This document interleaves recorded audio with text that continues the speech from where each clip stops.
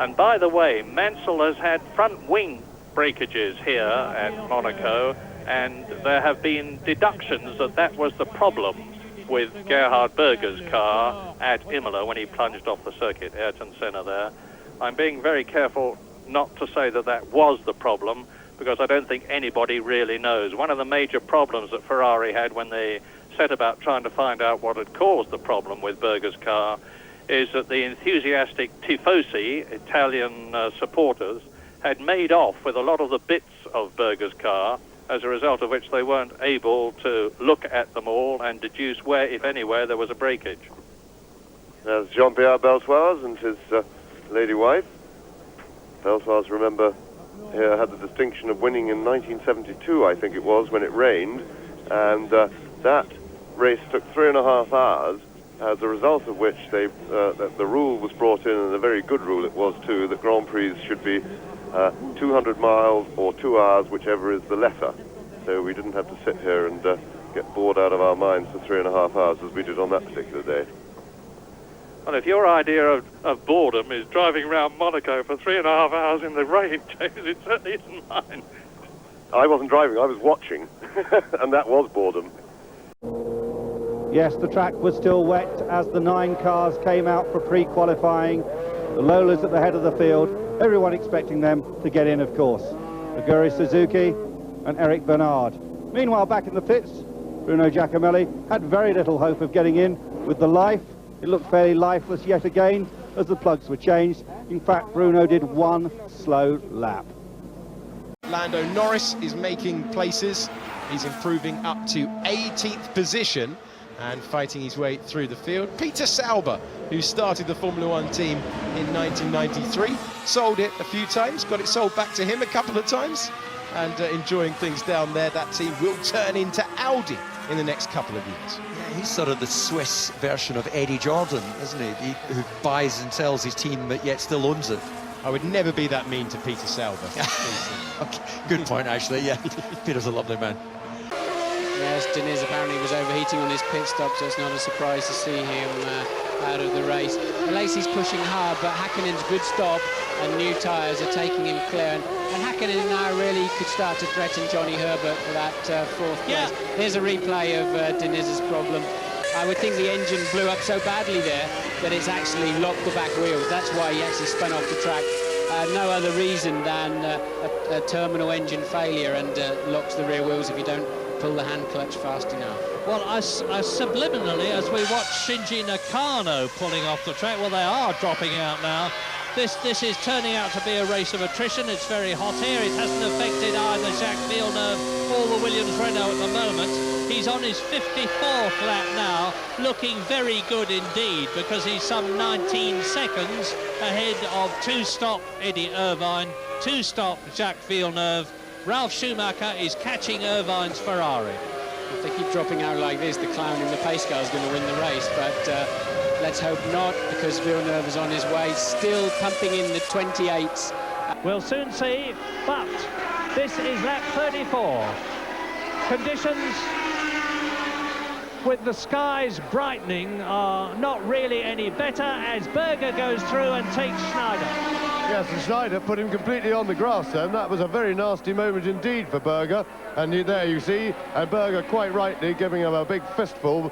Schneider really unaware of Berger's presence, and that's pretty poor driving, because when you're in a slower car as he is, you have a big responsibility to look in your mirrors. You expect people to be coming up quicker than you, and that's very naughty indeed.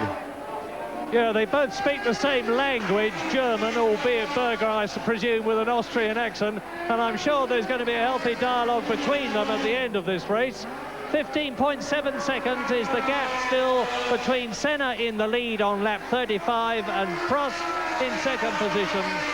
Yet again, we face the prospect, a well-deserved prospect for the McLaren team, of yet another first and second place. Berger really sliding the Ferrari in third position. Yes, that was a terrific shot of Berger, really throwing the car around. And he's now here we see again what Schneider does. Berger's committed, he's alongside him, there's nothing Berger can do. You get no braking on the grass, and really that was idiot driving by Schneider. Yeah, let's watch Berger's right hand. Let's see if we get the... no, we don't. And De Cesaris has gone missing. World champion Alan Jones on lap 5 out of the race. Well, that was a mistake by Villeneuve, and it's very bad luck for the cars following. Watson lost a lot of ground as well. Alan Jones's car was damaged. Here we have a replay. See, Villeneuve, the third of the cars, coming now. He loses a bit on the curb. He spins the car. Alan Jones can't avoid him behind, and the following runners, they can't see anything. A great shame for the following drivers. De Cesaris going so well. He's had a lot of trouble with crashing. That certainly wasn't his fault. He'll be furious about that. But Watson at least managed to get away. You see John Watson on the left of your screen there, just about to get away. There's De Cesaris looking most unhappy about the whole thing, which I can sympathise fully with him for. And at the end of that, the next lap, the one that has just been completed, Alain Prost is now leading his teammate René Arnoux, and Villeneuve's car absolutely shredded. Front wing broken, the rear wing battered, and his near side rear tyre exploded. And ironically, Villeneuve goes off the circuit at a standstill, and I say ironically because he was going extremely well in the race, extremely well in practice.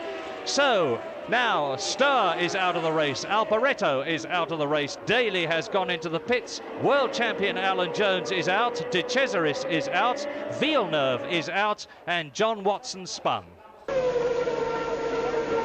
Yes, and certainly a big contribution to the improvement in the performance of the Renault engines has come from Elf with their fuel, but as have all the fuel companies.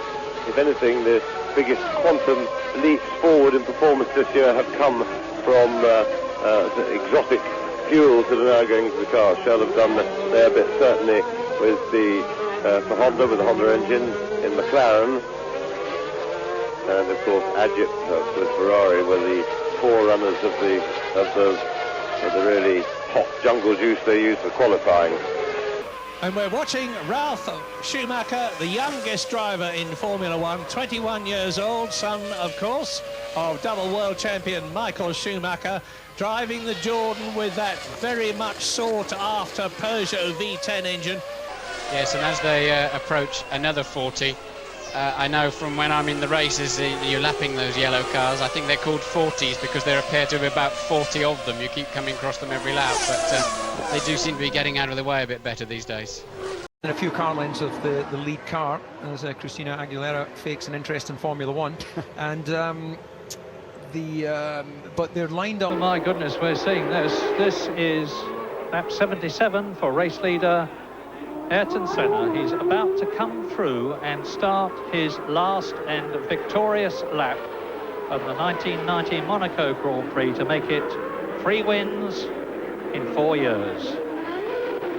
The first one in the Lotus, the second one in the McLaren, and the third one in the McLaren. He's still got this lap to do, admittedly, and you can't count chickens before they're hatched, but it would seem that the beak of the Ayrton Senna chicken is pushing its way through the shell now as he starts his last lap. Overjoyed, in fact, Ayrton Senna and his Brazilian following, showing their pleasure from the Hotel de Paris by waving his country's flag. And as usual, traditional, the marshals wave their flags, then victory in the 1999 Monaco Grand Prix for Ayrton Senna. Two are going to come in and get themselves a fresh set of tyres for the undercut. If they, crucially though, if they don't have too much traffic when they drop back into the racetrack. And look at that, he's in the wrong pit. He stops in the wrong box. This is the battle of the teams here. 24 guys working the cars. And crucially, Sebastian Vettel gets away first. That was a terrible mistake there by Jenson Button. How did he do that? It's all dressed in blue. Button stops at the wrong pit lane. This is Jenson, still thinks he's driving for the team that finished first in the championship last year. And he stopped, he completely stopped the car. He's like, okay, fill her up, Governor, and clean the screen, please. Oh, I'm at the wrong petrol station. And this was where Prost nipped through and passed earlier on. Not Senna, of course, but he's very, very quick on that corner. And Senna has again got the problem, and it's Martini in front of him. I say that with some trepidation, because Martini is famous for not using his mirrors and for taking people off, and Senna makes sure he gets past him pretty darn quick, and Prost does the same thing. I think Martini is trying so hard to see where he's going now that he's wandering about all over the circuit. That's right, in view of the fact that he limbered up this morning by taking Elio De Angelis off in the warm-up. But funny enough, I think he must be a bit chastised by that, because that's the best he's behaved when being lapped that I've ever seen. He actually noticed the leaders coming up behind him and quite unexpectedly got out of their way. So well done, Martini. Yes, here, and well done, Ayrton Senna and Alain Prost. Fourth position, Didier Pironi. Fifth position, Carlos Reutemann. Don't forget that Carlos Reutemann is leading the World Championship. One of his challengers, Alan Jones, is out of this race, and so therefore is not going to score any points. And that is the terrific scrap that's going on at Silverstone between Didier Pironi, number 28, and Carlos Reutemann, number 2, for fourth position. Reutemann in fifth place. Yeah, Reutemann's trying very hard to get round Pironi. You might have heard Alan Jones just now in his interview refer to the mobile chicanes. He was in fact referring to the Ferraris, because they really are very annoying to the other drivers. They've got all this power, but they've got a very bad chassis, and it's a real pig to drive. Their poor drivers do their best, but nobody can pass him.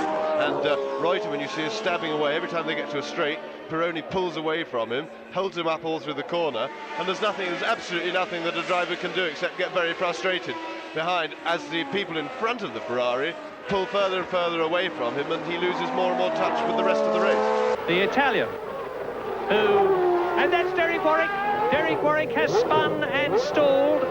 He's not going to be able to restart the car. This is yes, he is. And he's got to spin it right the way round again. He nearly collected the McLaren there. He's obviously got the engine running, and that was the McLaren of Ayrton Senna that he nearly collected. Well, Warwick's going to spin the car around. I wonder if I think he's waiting for the marshals to give him the go so that he can safely... And meantime, things are happening all around the circuit, because they're coming round the swimming pool absolutely full chat and blind and not able to see Derek Warwick. There are yellow flags waving, and we are now on the 70th lap. He must not go the wrong way round the circuit. And unless he can spin himself stationary around 360 degrees, I don't see how he can avoid doing that. That's Patrese. Riccardo Patrese would seem to be in trouble. He's slowed right down, and it's going to be another non-finish for Riccardo Patrese, the most unhappy and unfortunate Italian driver who won at Monaco last year. Yes, made error there. It was Piquet is still there. That was Patrese who had slowed down. So that was my mistake. Apologies.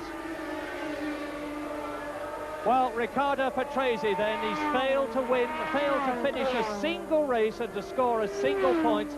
And he'll be very, very unhappy about this, because already there is talk in the paddock lane that Riccardo Patrese will not be driving. And look at that for Brabham next year, that he's going to be replaced for someone else. And significantly, I saw Johnny Cecotto talking to Bernie Ecclestone today. You can make something out of a chance meeting here, which may not be true, but the danger signals are showing as far as Riccardo Patrese is concerned, as he very unhappily pulls out of the British Grand Prix.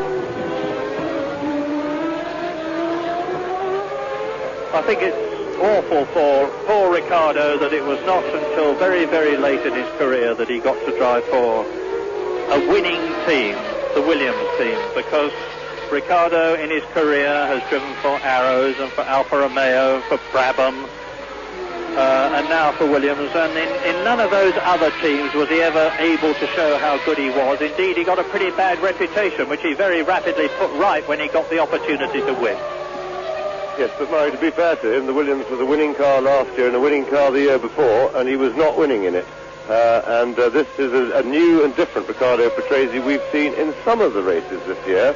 We have also seen the old Riccardo Patrese. So my question is, we've always known he's had ability. What has he been doing all these years? I don't think with poor Riccardo. I think the blame has to be laid right at his feet. If he didn't want to try, that's his problem. That's the way I would say it. Well, I suppose the answer to your question is the best he can, and he's leading now on lap 45 from Ayrton Senna by 12.5 seconds, and it wasn't good enough, you're going to say. No, and I was going to say, and having said that, he's doing a great job today, and the good races he's had this year, he has been terrific. So I certainly don't want to take that away from him, but we do want to know what he's been doing in the others. And Ralf Schumacher now has gone faster than he's been before in the second sector. He is a man who in Argentina, Brazil and Australia was, as the great Gilles Villeneuve used to do, finding the limits of his car by repeatedly spinning it. Let's hope he just keeps it going for a few more yards and he could be moving up. He completes the lap and Schumacher goes to third fastest. Somebody's lost some bodywork on the track. There's a lump of Ligier-looking bodywork. I can't be sure. They'll want to remove that. But all excitement, that bit of bodywork, I didn't manage to see whether Piquet's pit had called him in or not, but must come soon. Well, it's a tasty bit of Ligier bodywork. It looks like the bit behind the driver's head that's come off that slots in around the roll bar, but it couldn't be in a worse place. As you see, it's right in the middle of the track, I think on the entrance to Cox. There is Nelson Piquet. A burst of power from the Renault engine, and he goes straight past Alboreto with the new DFY engine, and now Nigel Mansell, who is completing his 63rd lap, has got a clear track in front of him. And incidentally, if you are wondering why that piece of bodywork from the Ligier has not been cleared from the approach to Cox Corner, the answer is that even the superlatively official competent British Motor Racing Marshals Club won't have had somebody who's fast enough to get from one side of the track to the other, pick up that piece of bodywork on the way without getting in the way of a driver. And therefore the best thing to do is to leave it exactly where it is, because all the drivers now have passed it many times and will know perfectly well where it is. Hang on, that's De Angelis coming in. And there is De Angelis. I spoke too soon. Elio De Angelis, who started off practicing in a Lotus 88B, had it turned into a Lotus 87, which you do by removing a large number of components, mainly bodywork, is having a mysterious conversation with somebody. I can't imagine what this is about. Any ideas, James? No, I've no idea, unless he was black flagged. He may have well have been black flagged. He looks pretty upset about something. That was an official. I accuse you, he is saying. And it's Robert Langford he's talking to. And Robert Langford is one of the chief international officials. I guess that may be the situation. Maybe, and we are hypothesizing, we are guessing. We didn't actually see a black flag being put out, but it was quite evident. Every picture tells a story, and that picture certainly told one. And Elio De Angelis was in clearly just as much of a black rage as Andrea De Cesaris, his Italian compatriot, was when he went off at Woodcote. So the race is back on again from Nigel Mansell's point of view as you watch Brundle being caught. This is a replay by Jean Alesi. Alesi goes through. There is Pierluigi Martini actually in the Minardi behind him. And they were battling for third position, so it's a very, very close thing. This is why we're looking at the Ferrari and the Minardi, and behind them, of course, Ivan Capelli. So third, fourth and fifth together. 28 is Jean Alesi in the Ferrari, 23 in the yellow helmet is Pierluigi Martini, and number 16 is Ivan Capelli, who is in the points again. Capelli has had a dreadful 1990 and 91, except the Hungarian Grand Prix, where his first finish was in the points in 6th place. And Nigel Mansell is now in 6th position, and he is 16 points behind Capelli and catching him. His car parked anywhere, he just simply vanished. And that is Andrea De Cesaris, who is still in that 4th place, and only just in the 4th place. Absolutely on the ragged edge, going off almost. Going off, a fine piece of rallycross there by De Cesaris, rather entertaining. He just seemed to, here we go, and we get a chance to see this masterly piece of rallycross driving yet again. Now he's no longer on the prepared surface, he's grass cutting, but to his credit, at least he kept the car straight, bounced it around a bit, and continues almost with undiminished speed. First of all, will you carefully and slowly take your hat off? You've got an enormous bump on your head. Can you let them see it? I don't know whether... There you go. Right up there. Oh, I'm sorry.